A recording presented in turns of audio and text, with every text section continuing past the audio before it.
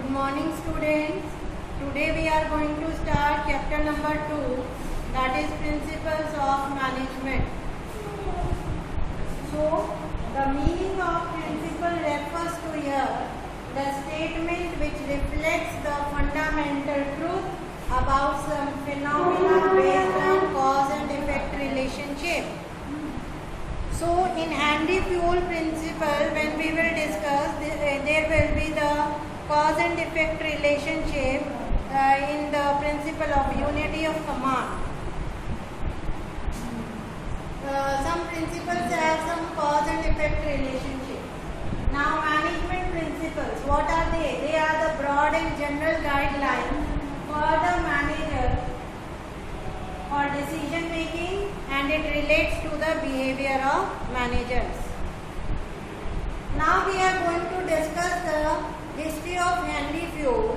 Handy Fuel was born in France in 1841 and he died in 1925. He got degree in mining engineers in 1860 and started working as an engineer in coal mining company. In 1888, he was promoted as the managing director of the company, which was going down, and he accepted this challenge, and through his managerial techniques, he proved that these managerial techniques, when they will be applied in the company, it will succeed. And he applied these managerial techniques and he succeeded the company. Handy Fuel has given 14 principles. Now one by one we are going to discuss these principles. The first principle is division of work. Division of work means that the work should be divided among the various workers working in the organization. The work should be divided in such a way that the specialization may occur.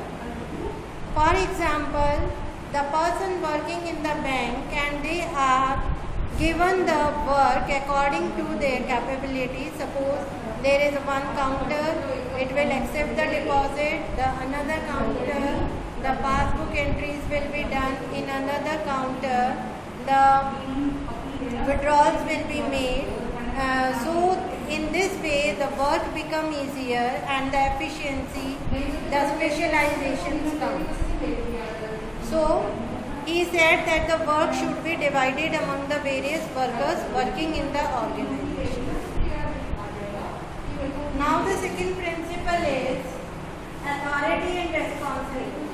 Authority means the power to take decisions, and responsibility means the fixing the responsibility to give the work to the person working in the organization.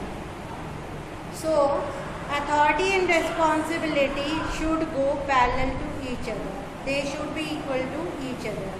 Excess of authority should not be there. So authority should be given in such a way that it should match the responsibility of the worker. The third principle is discipline. Discipline means to carry out the work with the help of rules and regulations of the organization. The rules and regulations should be followed so that your organization may work smoothly. Fourth principle is unity of command. Unity of command means that the order should be received by one boss. The two bosses should not give order to the single employee working in the organization. What will happen if two bosses are giving the order at the same time to a single superior? Then he will get confused. He will not able to do the work properly. उसको एक समय में केवल एक ही order place किया जाना चाहिए अपने मैनेजर के थ्रू. अगर एक समय पर दो बॉसेस उसको ऑर्डर लेट डाउन करेंगे तो इससे वो कंफ्यूज हो जाएगा, वो काम ठीक से नहीं कर पाएगा. Now the next principle is unity of direction. Unity of direction means there should be one head and one plan. It also means one unit, one plan. The same plan should be carried out by the employees working in the organization. Suppose if it is to be said that the quality of the product should be good. So the plan should be related to the quality, how to maintain the quality of the product. So all the worker will carry out the same plan just to improve the quality of the product. Next principle is subordination of individual interest to general interest. It means that when the employees are working in the organization, each and every employee, if they are working according to their own skills, कि वो अपने अपने ढंग से अगर काम करेंगे तो सभी वर्कर्स जो है जब अपने ढंग से काम करेंगे तो पॉसिबल नहीं है कि हमारा गोल जो है वो टाइम पर अचीव हो जाए. तो हमारा जो मेन एम है, the main aim is to achieve the organisational goal. Organisational goal के साथ ही हमारा individual goal can be achieve. Suppose if your if the employee has gone to attend the function in his family and the boss phones come that it is urgent to attend the meeting, then he will leave the party and he will go to attend the meeting because his aim is to achieve the organizational goal and not his personal goal.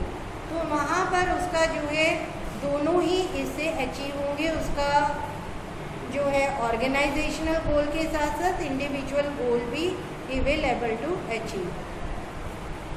The next principle is centralization and decentralization.